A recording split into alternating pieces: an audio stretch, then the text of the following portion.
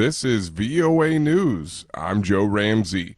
Search and rescue teams are searching to reach dozens feared trapped after a powerful 7.8 magnitude earthquake rocked wide swaths of Turkey and neighboring Syria on Monday, killing thousands of people.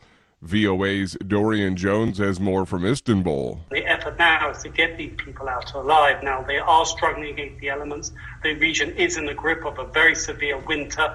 As we speak now at night, temperatures are plummeted below zero. Freezing rain along with snow brings with it the risk of hypothermia for anyone that is trapped in these buildings, and even for the wider population, that many of them have lost their homes and now on the streets. That's VOA's Dorian Jones from Istanbul.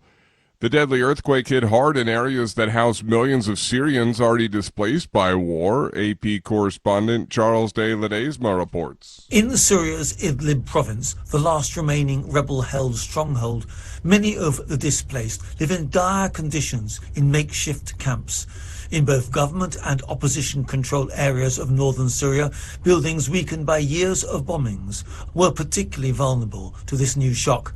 Carsten Hansen, director for the Middle East at the Norwegian Refugee Council, said in a statement that the earthquake will worsen the suffering of Syrians. I'm Charles de Ledesma. Officials in Ukraine say Russian forces are keeping Ukrainian troops tied down with attacks in the eastern Donbass region. Moscow is thought to be assembling additional combat power there for an expected offensive in the coming weeks. Officials said Monday that intense fighting that has raged for weeks continued around the city of Bakhmut and nearby towns. They're located in the Donetsk region, with neighboring Luhansk makes up the area that borders Russia. This is VOA News.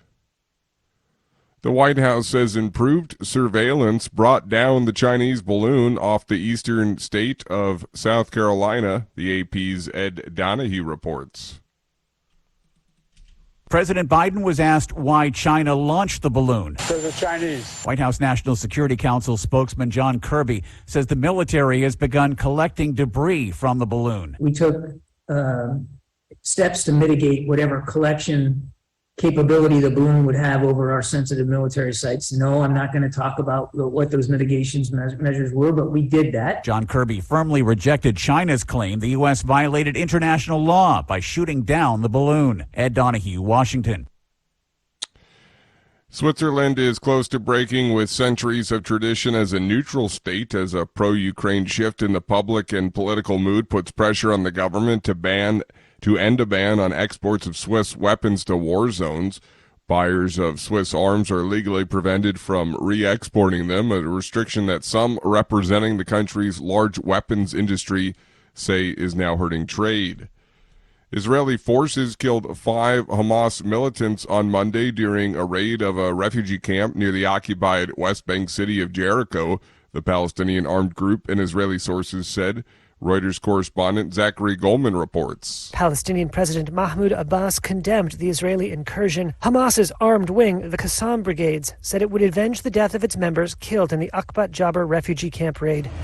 Israel said the operation aimed at capturing gunmen who last month attempted a shooting attack on Israelis. The military said 2 suspected Palestinian gunmen entered a crowded restaurant in a Jewish settlement in the West Bank and attempted to open fire, but fled after a weapon malfunctioned. Over the past week, Israel said security forces had conducted a number of operations to try and find and arrest the suspects.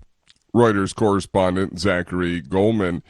An attorney representing a teacher in the eastern U.S. state of Virginia who was shot by a student alleges administrators failed to act despite violence against students, teachers, and staff. AP correspondent Norman Hall reports. According to a court filing, the 6-year-old boy who shot and wounded his first-grade teacher cursed staff and teachers, tried to whip students with a belt, and once choked another teacher. The incidents are described in a litigation notice sent to the Newport News School District by the lawyer representing wounded teacher Abby Zwerner. The notice claims the boy slammed Zwerner's cell phone, breaking it. He was given a 1-day suspension. Zwerner was shot the day he returned. I'm Norman Hall. This is VOA News. Please subscribe, like, or comment. Thank you.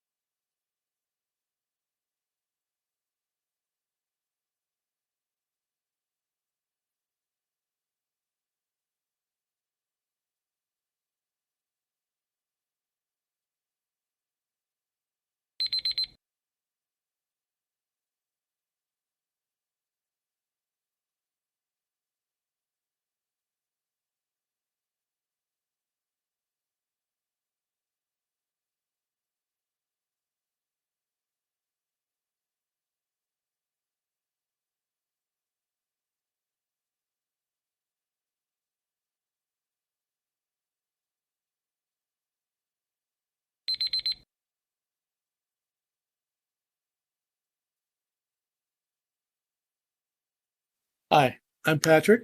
I'm an American. I grew up in the U.S.